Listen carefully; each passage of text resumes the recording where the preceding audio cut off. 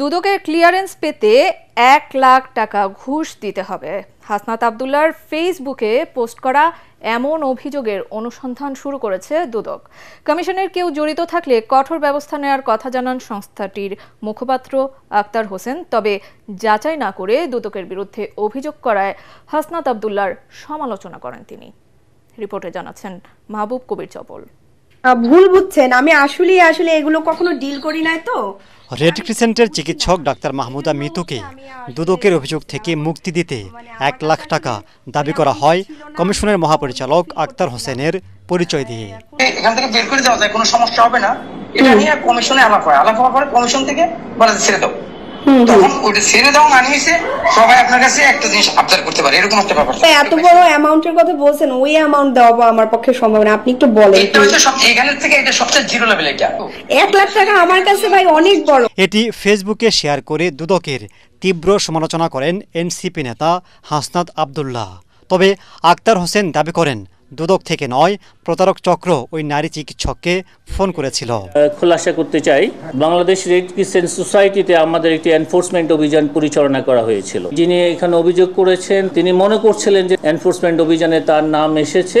যিনি অভিযোগকারী ছিলেন তার নাম্বারে যোগাযোগ করেছে যে প্রতারক, এই প্রতারকের নাম্বার থেকে এর আগে আরও 4টা ঘটনা এই ধরনের ঘটেছে এবং তারা এই সংশ্লিষ্ট থানায় জিডি করেছে। দুদকের ভেতরের তথ্য কিভাবে প্রতারকদের কাছে যাচ্ছে এমন প্রশ্নের জবাব দেন কমিশনের মহাপরিচালক।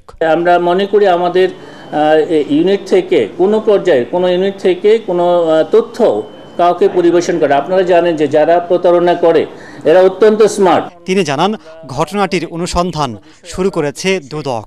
ফেসবুকে কমিশনের সমালোচনা করে হাসনাত আব্দুল্লাহ ভুল করেছেন বলেও মনে করেন তিনি। জনাব হাসনাত আব্দুল্লাহ গণমাধ্যমে বা ওনার সোশ্যাল মাধ্যমে ব্যবহার করে তুলে এনেছেন যে বিষয়টি, এই বিষয়ের উপরে আমরা অনুসন্ধানও করছি, অনুসন্ধানের সিদ্ধান্ত গৃহীত হয়েছে। এই প্রক্রিয়ার সাথে যদি দুদকের কোনো পর্যায়ের কোনো কর্মকর্তার কোনো ধরনের সংশ্লিষ্টতা পাওয়া যায় তাদেরকেও আইন আমলে আনা হবে। আমার মনে হয় তিনি যখন প্রকৃত ঘটনা জানতে পারবেন কি ঘটেছে, তারপরে তিনি নিশ্চয়ই বুঝতে পারবেন যে তিনি ভুল করেছেন।